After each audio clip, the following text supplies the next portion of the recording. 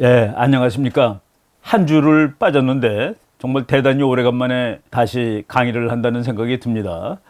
지난주 이렇게 뭐 자가격리 때문에 강의를 하지 못했는데 무사히 격리를 마치고 오늘 또 강의를 할 수 있게 되었습니다.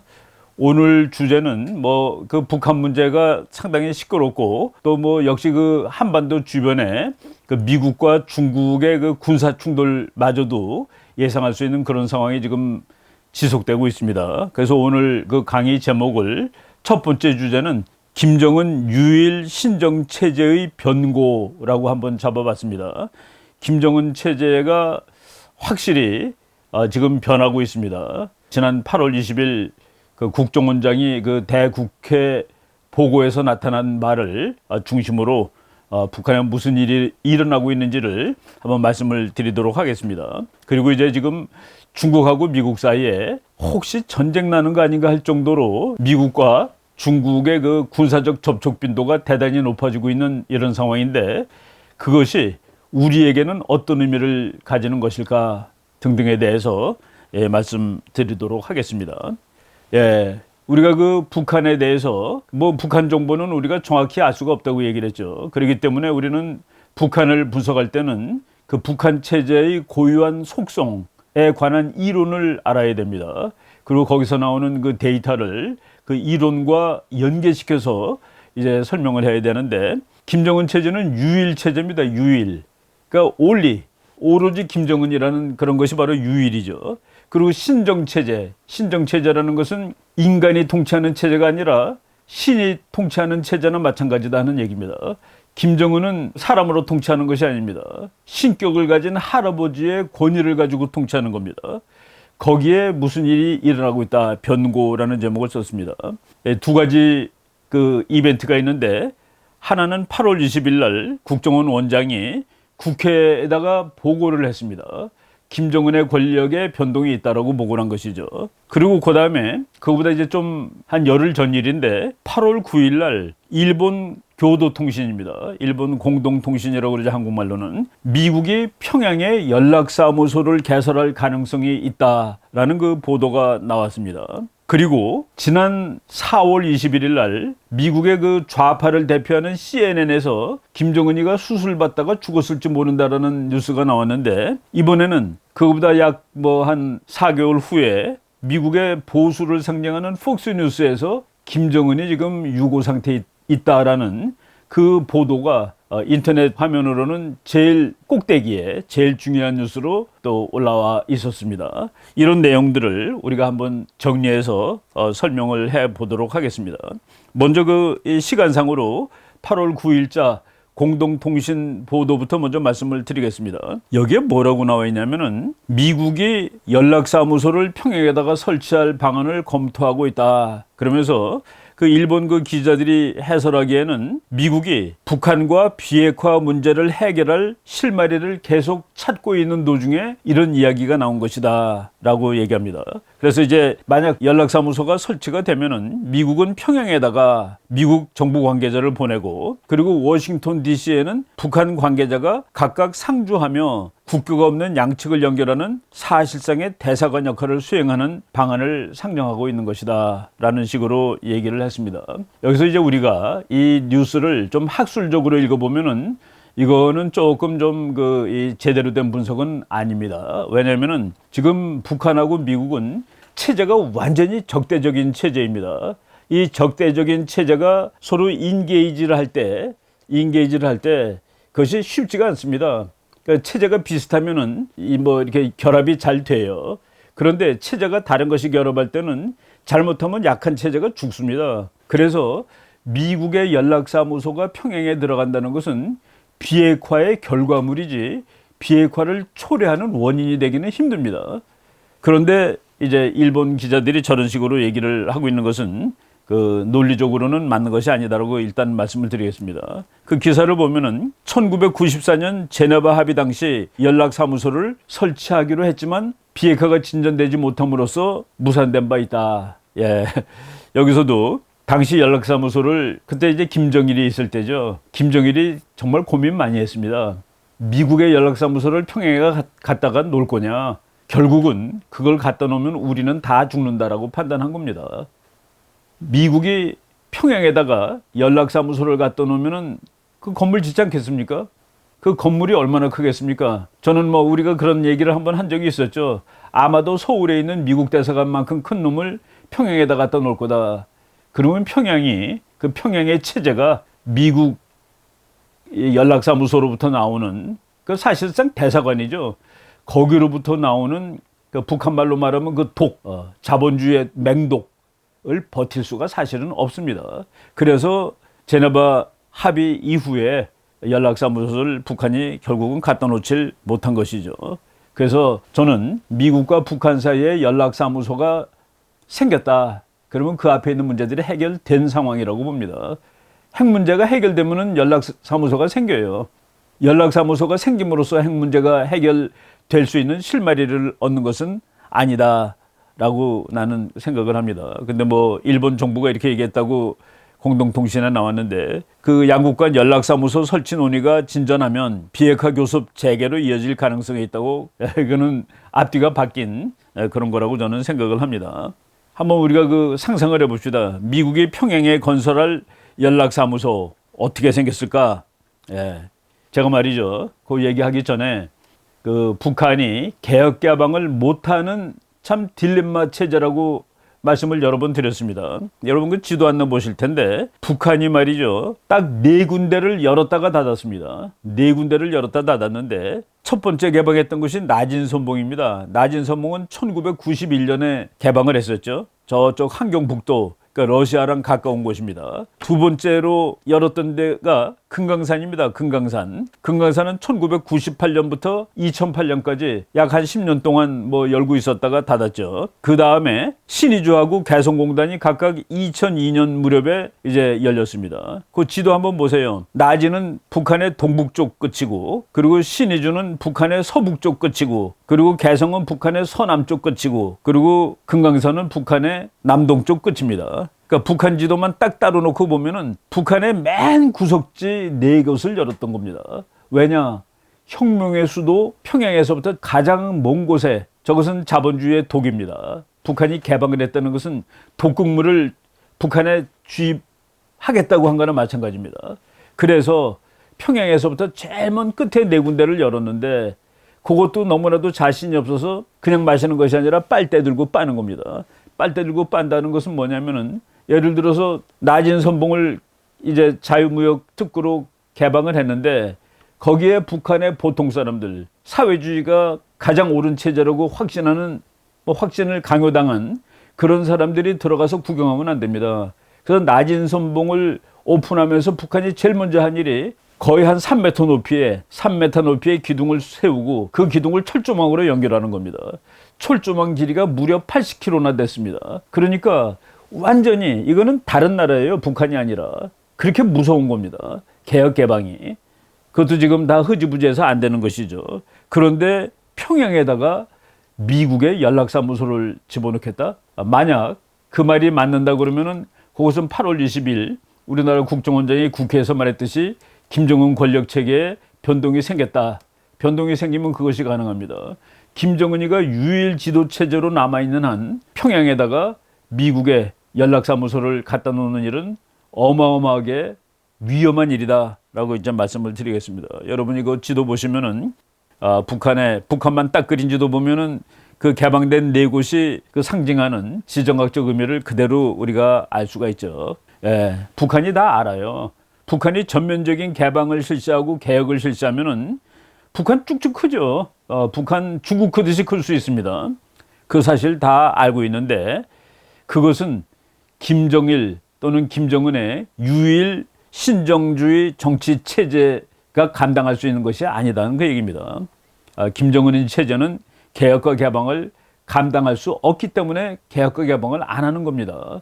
그것을 하게 되면 북한이 살 수 있다는 건 몰라서가 아니라 북한은 살죠. 그런데 김정은 체제도 건강하게 살아남을 수 있느냐는 도무지 감당이 안 된다라고 보는 겁니다. 1980년대 중국이 이제 개혁 개방해가지고 푹푹 크기 시작할 때, 그때 중국을 다녀온 북한 간부들이 김일성한테 얘기를 합니다. 중국이 저렇게 문호를 열고 그러니까 나라가 발전하는 것을 보고서 그랬더니 그때 김일성이가 한 얘기 뭐 우리가 그 강의에 여러 번 했었던 것 같습니다. 야, 중국은 종심이 깊어. 종심이라는 것은 전방에서부터 그러니까 더 쉬운 예를 들겠습니다. 평양은 휴전선부터 한 200수십 킬로가 되죠. 서울은 휴전선에서부터 한 50킬로밖에 안 되죠. 그러니까 서울이 종심이 짧은 겁니다. 그러니까 전쟁이 나면 평양보다는 서울이 더 위험해요. 그러니까 왜? 전선에서 더 가까우니까. 그런데 김일성이가 그렇게 얘기한 겁니다. 자본주의라는 복국물을 받아들였을 때 중국은 종심이 깊기 때문에 서서히 적응을 하면서 자본주의를 받아들이고 개혁 개방을 할 수 있지만은 북한은 종심이 짧기 때문에 그거 들어오면 우리는 곧 죽어. 이런 얘기는 마찬가지죠. 그래서 김일성이가 그 자기 부하들이 중국의 개혁 개방에 대해서 좋게 얘기하는 것이 북한에는 해당 사항이 없다고 얘기한 적이 있습니다. 그거를 김정일이가 1983년에 이렇게 얘기한 적이 있었습니다. 중국 공산당에는 사회주의는 완전히 사라졌고 존재하는 것은 수종주의뿐이다. 이거는 이제 핑계를 댄 것이죠. 그래서 중국 저거는 사회주의가 아니야. 그래서 우리가 받아들일 수 없어 하는데 사실은 그것 이상의 다른 고민이 있었다는 겁니다. 우리가 뭐 우리나라 방송에도 다 나왔습니다. 북한 낮은 선봉지구에 전기 철조망입니다. 그것도 보통 철조망이 아니에요. 북한 사람들이 가다가 만지면은 불에 타 죽는 겁니다. 그 1997년 1월 달에 MBC 방송에 나온 건데 뭐 잠깐 읽어보겠습니다. 북한이 낮은 선봉 경제특구를 일반 주민들과 격리하기 위해 설치한 전기 철조망 사진이 공개되었습니다. 이 사진은 최근 낮은 선봉지구를 다녀온 경제인이 공개한 것으로 높이 3m 기둥 사이에 그물 모양의 철조망이 설치되고 그 위쪽으로 전선이 연결되어 있습니다. 이 전체 길이가 약 80km라고 그랬습니다. 그러니까 아예 삥 둘러싼 거예요. 그러니까 낮은 선봉은 북한이 아닙니다. 여기는 그냥 포기한 거예요. 그냥 달러만 빨아들이면 되는 겁니다. 그래서 북한이 그동안에 개혁 개방을 못하고 폐쇄 체제의 수명 연장 쪽으로 온 것이죠. 이 폐쇄 체제의 수명 연장, 김정은, 김정일 체제의 수명 연장을 위해서 북한이 한 일이 바로 핵을 개발하고 이게 왜곡된 방법을 택했다라고 우리가 지금까지 말씀을 드린 겁니다. 그래서 8월 9일자 일본 교도통신에 지금 미국과 북한이 연락사무소 설치를 뭐 어느 한쪽만의 얘기는 아니겠죠. 미국이 그런 생각을 한다라고 보도가 나왔을 때 이 보도의 신빙성을 믿는다면은 북한 체제가 김정은 체제가 정상적으로 막강하게 유지되지 않고 있다라든가 또는 저 보도가 틀리다든가 둘 중에 하나라고 우리가 얘기를 할 수 있다라고 말씀을 드리는 겁니다. 뭐 옛날 사진이지만은 낮은 선봉의 전기 철조망 뭐 저때 우리 북한이 정말 개혁을 하느냐 개방하느냐라고 뭐 학자들끼리 논쟁을 많이 했는데 그때 저는 북한이 정말 저거 대결단을 내리지 않으면 할 수 없는 일일 거다라고 이제 주장을 했었던 기억이 납니다. 제가 지금 사진 하나를 여러분한테 보여드릴 텐데 트럼프 대통령이 미국의 이스라엘 대사관을 텔아비브로부터 예루살렘으로 옮기라고 그랬죠. 이것이 2018년 5월 14일 날 예루살렘으로 옮긴 그 건물입니다. 뭐 웅장하게 줘놨습니다. 뭐 미국 대사관 뭐 세계 어디 가더라도 다 큼직큼직하게 줘놓는데 아마도 평양에 미국의 연락사무소를 대사관이 되기 전에 연락사무소겠죠. 연락사무소 나중에 대사관으로 쓸 건물일 겁니다. 얼마나 큰 걸 갖다 놓을까? 뭐 한번 여러분 상상해 보십시오. 저는 그런 날이 온다면은 북한이 뭐 미국하고 이제 거래를 완전히 트는 날, 그러니까 애들 말로 하면은 미국 편이 되는 날쯤 되지 않겠나는 그런 생각이 듭니다. 예루살렘에 있는 미국 대사관 뭐 이렇게 건물 사진입니다. 8월 9일에 미국 연락사무소에게는 요 정도까지 하고 김정은의 권력이 조금씩 김여정에게 이양되고 있다라는 바로 8월 20일 국정원장의 대국회 보고에 관련돼서 말씀을 드리겠습니다. 먼저 그 뭐 신문 그 기사로 그냥 한 페이지 아주 작은 기사입니다. 그거를 제가 잠깐 읽어드리고 거기에서 나오는 그 문제점들, 질문들 제가 질문을 한 7개 만들어 봤습니다. 그 질문들을 제기하고 해설 설명을 해보도록 하겠습니다. 김정은이가 통치 스트레스를 경감하기 위한 차원에서 권력을 김여정에게 조금씩 이양하고 있다는 것이 그 국정원장의 발표 내용입니다.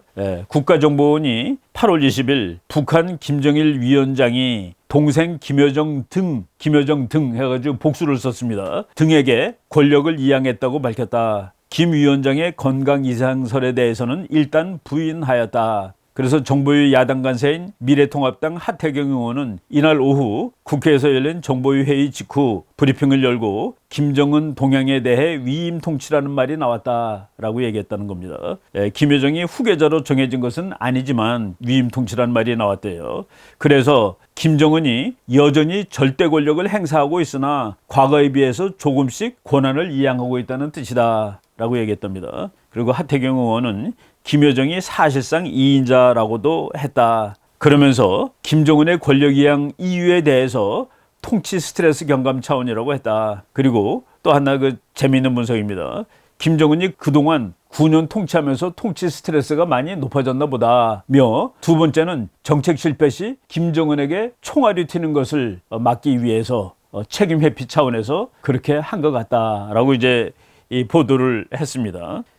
제가 말이죠. 지금 요 말씀드린 내용에 대해서 그 몇 가지 그 문장들에 대해서 의문점을 한번 이제 질문으로 제기하겠습니다. 첫째는 통치 스트레스라는 의문입니다. 그 퀘스천 넘버 1, 통치 스트레스. 그 다음에 두 번째 문제, 건강 문제는 없다.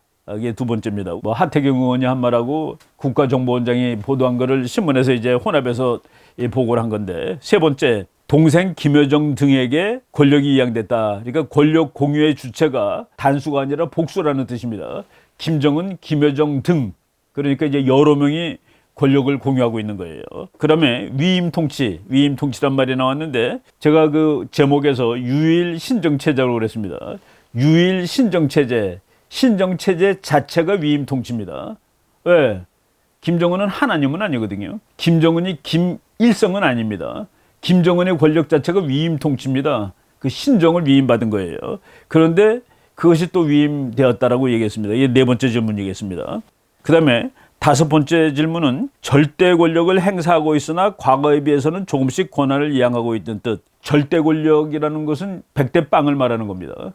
혼자 다 가지고 있는 것이 절대 권력이에요.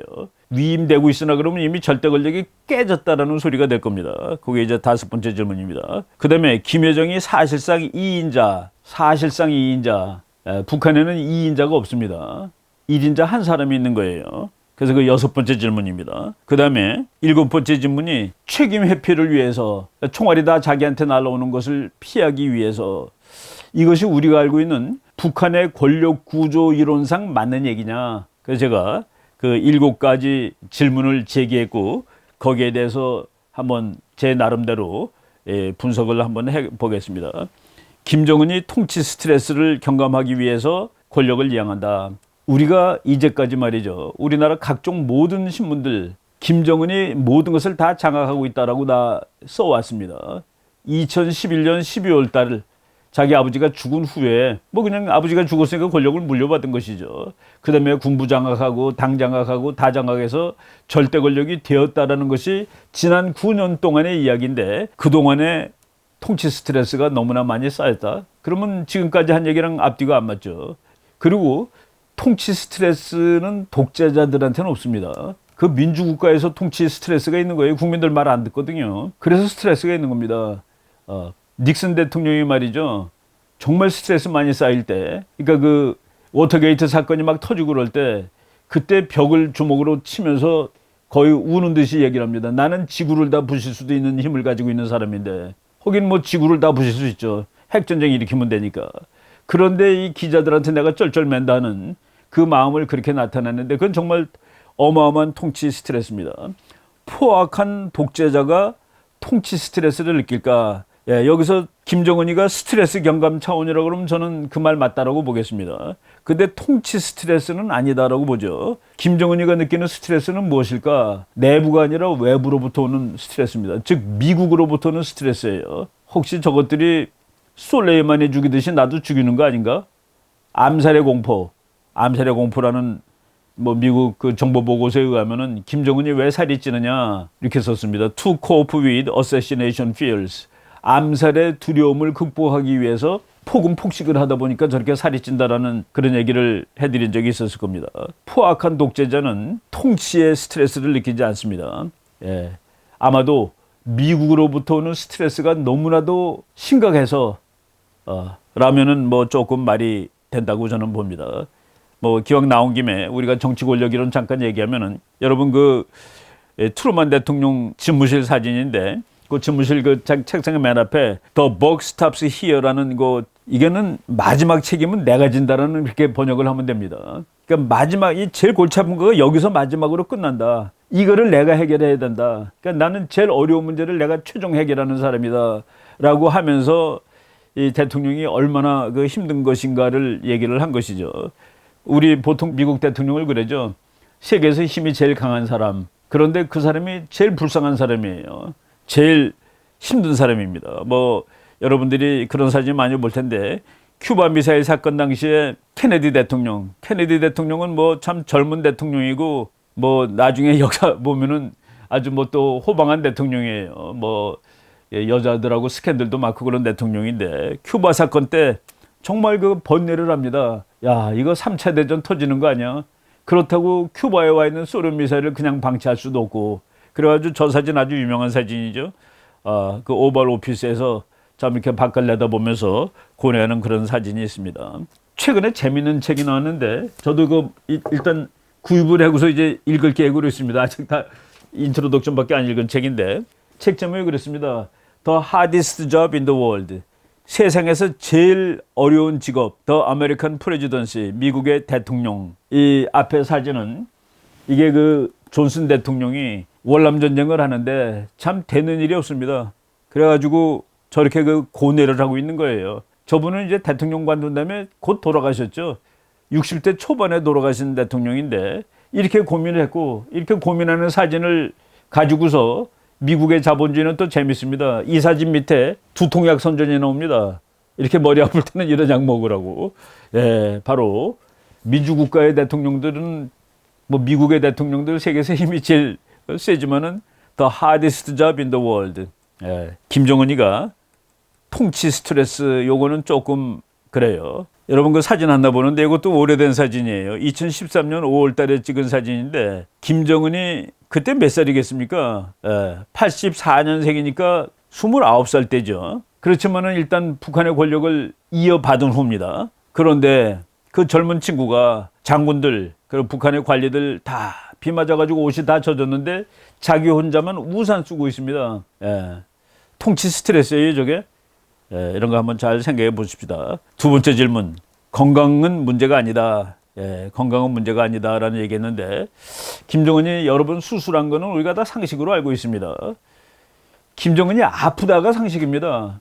건강은 문제가 없다라고 얘기하는 것은 그게 비상식적인 것이에요. 그 우리가 얘기 여러 번 했죠. 키가 167cm이고 그런 사람이 몸무게가 136kg이다. 이거는 그 자체가 아픈 거죠. 하루에 담배를 4갑 피난다. 그리고 판문점 회담에서 한국 대통령하고 둘이 걸었는데 그동안에 미국 사람들이 그 인공위성으로 관찰해 보니까 42초 동안 숨을 35번 쉬더라. 우리가 건강하냐 건강하지 않느냐가 맥박이라든가 숨 쉬는 거 이런 거 가지고 체크하는 거 아니겠습니까? 이런 것들을 가지고서 건강에 이상이 없다라고 얘기하는 것은 조금 좀 정확한 보도냐라고 한번 의문을 제기하는 겁니다. 세 번째 질문입니다. 권력 공유의 주체가 복수식으로 얘기했습니다. 김여정 등에게 권력을 이양했다. 이 말이 맞는다고 그러면은 제가 오늘 붙인 제목이 맞는 겁니다. 이 말이 정말로 맞는다면 김정은 유일 신정주의 정치 체제는 끝났다는 소리다. 그렇죠.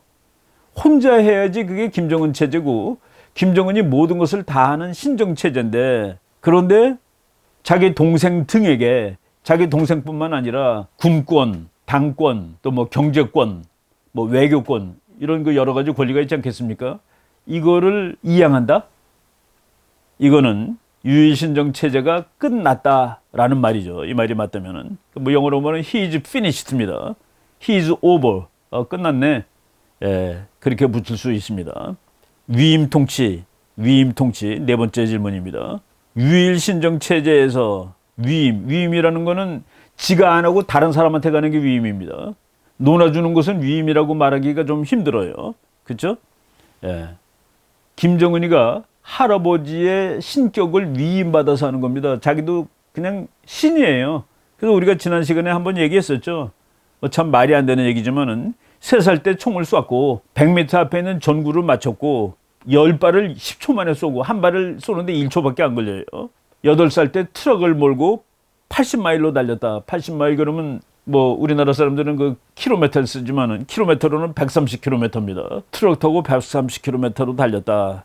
예, 제가 말이죠. 그래서 요 준비하면서 다시 아나 파이필드가 쓴 마지막 계승자, 영어로는 The Great Successor라고 돼 있는 책이죠. 다시 한번 훑어봤습니다. 여기에 이런 얘기가 나와요. 김정일이가 누워있는 그 시신, 금수산 궁전에 그 방부 처리가 돼갖고 누워있죠. 시신 주위에는 붉은 베고니아 꽃이 둘러싸고 있다. 김정일의 생일에 맞추어 만개한다는 김정일화라는 꽃이다. 그 베고니아를 북한이 개량을 해가지고 김정일화라는 꽃을 만들었습니다. 그러니까 꽃 이름이 김정일화예요. 그래서 영어로는 김정일리아라고 되어 있습니다.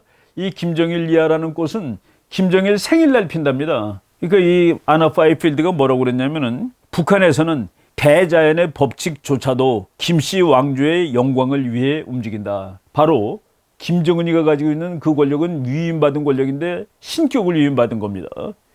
꽃도 김정일 생일날 펴요. 김정일화는. 이런 나라에서 위임 통치, 그러면 이제 4번째 신이 생긴다면 몰라도 용어가 조금 그렇다는 얘기입니다. 4번째 질문 그렇게 한 겁니다. 그리고 5번째 질문, 김정은이 여전히 절대 권력을 행사하고 있으나 과거에 비해서는 조금씩 권한을 이양하고 있다는 뜻. 제가 말이죠, 미국에서 이제 그 유학 갔을 때 얼마 안 됐을 때 페이퍼를 썼는데 교수님이 이제 돌려줬는데 이게 딱 해놓고 AWK라고 썼어요. 이게 빨간 줄로 했더니 AWK. 그래서 내가 나중에 교수님한테 찾아서 이게 뭐냐고 물어봤습니다. What is AWK? 그랬더니 awkward. 앞뒤가 말이 안 되는 소리다. 그러니까 내가 이제 쓴 페이퍼를 보고 교수님이 딱 해놓고서 이 부분은 awkward다. 그러니까 앞에하고 뒤하고가 이어지지가 않는다는 그 얘기예요. 그러니까 모든 문장 이런 것은 논리적으로 정연해야지 말이 되는 겁니다. 여전히 절대 권력을 행사하고 있으나 과거에 비해서는 조금씩 권한을 이양하고 있다. 절대 권력은 아까 그랬죠. all or nothing. 100대 빵입니다. 98대 2로 됐으면 절대 권력이 아니에요, 사실은. 북한이라는 구조하에서. 그래서 이런 것은 좀 어법이 맞지 않습니다. 1인 체제하에서 권력의 배분 양식은 all or nothing입니다. 민주국가에서도 모든 골치 아픈 문제는 여기서 쓴다. 내가 다 해야 된다라고 민주국가조차도 그렇게 생각을 하는데 북한에서 1인자가 하나입니다. 2인자는 없어요. 2인자가 없다는 거를 말이죠. 제가 그 어떻게 알았냐면은 뭐 저도 저 나름대로 그냥 고민을 하다가 발견한 사실이죠. 그 옛날에 김정일이는 김일성 대학 정치경제학부를 졸업하자마자 자기 아버지의 일을 도와주러 정권에 들어갔습니다. 그러니까 그 뭐 상당히 일찍 그 아버지하고 같이 북한을 통치한 거예요. 그래서 그 김정일이가 이제 나이가 어느 정도 됐을 때 우리 그 대한민국에서 북한을 공부하는 학자들끼리 야, 누가 더 센 사람이야? 누가 더 세? 그 1인 권력이 나눠지기는 곤란할 텐데 북한의 그 권력 구조상 누가 더 세? 김일성이가 더 센 거야? 아들이 더 센 거야? 예, 저는 뭐 거기에 대해서 뭐 정확한 답을 가지고 있지 않았었는데 한참 후에 김정일이가 죽은 후에 김정일이가 제일 좋아했던 아들 김정남, 그러니까 김정은이의 배다른 형, 암살당한 형이 일본 기자랑 이제 서로 교신한 그런 문장에서 김정일이가 김일성보다 셌구나. 역시 그 저런 국가에서 권력은 공유가 되지 않는 거구나 하는 그 느낌을 받았습니다. 거기에 이 책입니다. 이 일본의 코미 요지라는 기자가 김정남이하고 주고받았던 뭐 이런 것들을 이제 책으로 엮어낸 거예요. 그래서 이제 지은이가 코미 요지라는 일본 기자인데 안녕하세요 김정남입니다라고 우리말로도 이제 번역이 나온 책이죠.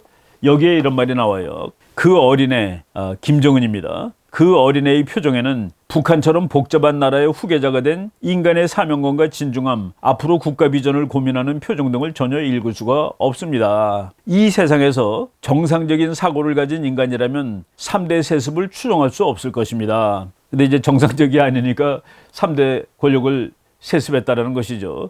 37년 1인 절대 권력을 2년도 못된 어린 세습 후계자가 어떻게 이어갈지 의문입니다. 여기서 37년 1인 절대 권력이 김정일이가 통치한 기간을 37년으로 본 겁니다. 37년이라면은 2011년에 김정일이가 죽었으니까 거기서 37년 빼보세요. 그러니까 김정일이가 대학 졸업하고 아버지 김일성하고 같이 일을 시작한 지 얼마 안 됐을 그 무렵을 얘기하는 겁니다. 그러니까 그때부터 김정일이가 다 한 거다라는 그 얘기를 쓴 것이죠. 그 아들의 관찰에 보면은 김정일이는 37년 동안 1인 독재 권력을 행사했다. 절대 권력을. 그러니까 할아버지가 아니었다는 그 얘기를 쓰고 있는 겁니다. 그런데 김정은은 지금 딱 2년 연습했는데 아버지가 덜컥 죽었네. 어떻게 끌고 갈 거냐 하는 얘기죠. 여기서 제가 김정일이가 김일성보다 더 셌구나. 역시 절대 권력에는 100대 빵이구나라는 이게 최종 결정이 절대 권력이죠. 최종 결정하는 권력을 이런 그 생각을 해보게 되는데 그래서 여전히 절대 권력을 행사하고 있으나 과거에 비해서는 조금씩 이거 말은 자체가 바로 오크워드라고 쓸 수 있는 말입니다. 말이 안 되는 것 같아 라고 얘기를 하는 거죠. 그리고 사실상 2인자 뭐 비슷한 내용이지만은 사실상 2인자라는 것은 잊기 곤란하다라고 지금 말씀을 드리는 겁니다. 그리고 이제 마지막 질문. 실패 시 리스크가 너무 크다는 차원에서 책임 회피 차원. 실패 시 리스크가 너무 크다. 북한이 실패하면은 책임을 김정은이가 짓는다. 동행의 권력을 연구한 그 네덜란드 학자가 있습니다. 동행의 권력이라기보다도 일본의 권력 구조를 연구한 사람이 있는데 볼프렌이라는 학자입니다. 볼프렌. 이 사람이 뭐라고 그랬냐면은 동양의 권력은 서양하고 하나 차이점이 있는데 동양에서는 권력자가 책임을 지는다는 의미가 아니라 책임을 면한다는 의미에서 권력자라고 얘기를 한대요. 권력자는 책임을 지지할 수 있는 끝발이 있는 겁니다. 북한에서 우리가 김정은 얘기 여러 번 했는데 자라 공장을 갔다가 자라들이 많이 죽었습니다. 자라들이 많이 죽었어요. 자라들이 온도가 틀리면 죽는답니다. 자라가 이제 북한에서는 뭐 고기가 별로 없으니까 자라를 단백질의 소스로 사용을 하는 것이겠죠. 그런데 그것을 전기가 들락날락해서 온도가 오르락 내리락 해서 죽었는데 책임은 자라 공장의 지배인이 지고 총살당했다라는 얘기였습니다. 보도블락 잘못 갈았다고 그 감독이 죽고 네덜란드 학자가 연구한 일본 권력이 서양의 권력하고 다르다라는 그것이 100% 적용될 수 있는지에 대해서는 뭐 확신을 하지 않지만은 김정은의 권력은 나는 책임 없어라고 얘기할 수 있다는 데서 김정은의 절대성이 나오는 겁니다. 그런데 김정은이가 이거 잘못하면 내가 다 책임져야 되는 거 아니야? 그래서 그 권력을 나누어 주었다? 요거는 우리가 말하는 북한 권력의 본질과 조금 다른 부분이 있는 거 아닌가 하는 이런 생각이 듭니다. 그래서 이런 질문을 제가 한번 해보는 것입니다. 그런데 제가 이거 지금 그럼 어떻게 당신은 지금 북한 상황을 보고 있는 거냐? 8월 20일 날 국정원장이 보도했던 그 내용은 북한의 권력이 변동하고 있다라는 것을 일단 지금까지 사실상은 인지를 하고 있었는데 구체화시키지 않고 있다가 그것을 구체화시켰다는 의미로 봅니다. 우리가 그 이미 여러 번 방송을 여러 번 뭐 강의를 했습니다만은 4월 11일 이후에 김정은에 대해서 저희가 여러 번 의문을 제기했습니다. 그 나타나는 스타일이라든가 또는 동영상이라든가 사진이라든가 행동 등이 부자연스럽다. 북한으로서 있을 수 없는 일들이 많다. 뭐 예를 들어서 가장 최근에 나온 사진 렉서스를 타고 홍수 현장을 방문했습니다. 물론 뭐 오늘 또 이제 태풍 때문에 뭐 태풍이 그렇게 피해를 안 주고 지나가서 잘 됐다라고 나온 뭐 사진도 오늘 아침에 이제 나오긴 나왔습니다. 그런데 이런 그 사진들이 나오면서 보도가 뜨문뜨문 되는데 보도되는 시간이 너무나 띄엄띄엄이다는 얘기입니다. 유일 통치 체제의 나라에서 그 지도자가 매일 나와야 되는데 그 모든 걸 다 가르쳐 줘야 되는데 너무 띄엄띄엄 나와요. 어떤 사람이 계산했는데 다른 때보다 행동 거지가 88%가 줄어들었다는 겁니다. 김정은이가 이렇게 항상 눈에 띄는데 그 88%가 눈에 안 띈다는 그 얘기죠. 그만큼 자주 나타나지 않는다. 그리고 나타났을 때 나오는 사진들이 저러면 안 되는 데라는 거예요. 예를 들어서 지난 7월 27일 날 북한의 그 한국전쟁 승리 기념일이죠. 그래갖고 한국전쟁에 참전했던 수많은 노인들을 데려다가 뭐 하나의 그 파티를 열었습니다. 그 파티를 열었는데 그거 하기 바로 3일 전에 북한이 코로나 바이러스 때문에 완전히 비상에 걸렸습니다. 그 한국에 탈출했다가 다시 올라간 그 젊은이가 코로나 양성 반응을 받았다고 그랬죠. 그래서 개성이 다 폐쇄가 되고 바로 그렇게 그 난리법석이 난 지 3일 만에 열린 정말 80대 노인들이 모인 그 회의에 마스크 찬 사람이 아무도 없었다. 이런 것들이 과연 우리가 상식적으로 생각했을 때 북한이 올바르게 움직이고 있는 것인가에 대해서 의심할 수 있는 것이죠. 그리고 결정적인 것이 단 한 번도 이 목소리가 포함된 그런 동영상은 나오지 않았다. 이런 것 등등 우리가 북한에서 이제 그 여러 가지 의심스러운 정황들이 포착이 되었습니다.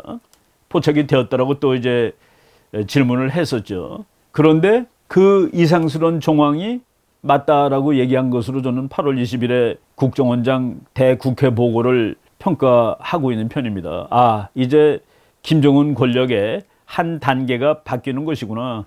그런데 김정은 권력이 정말 유일적이고 그리고 뭐 그 초독재죠. 이 세계 가장 폭압적인 독재 체제의 속성을 다 가지고 있는데 거기다 신정까지 합쳐진 그 권력에 지금 변고가 생기고 있구나라고 얘기를 하고 있는 겁니다. 그러다 보니까 이제 뭐 당연히 또 세상이 의심스러워하는 것이죠.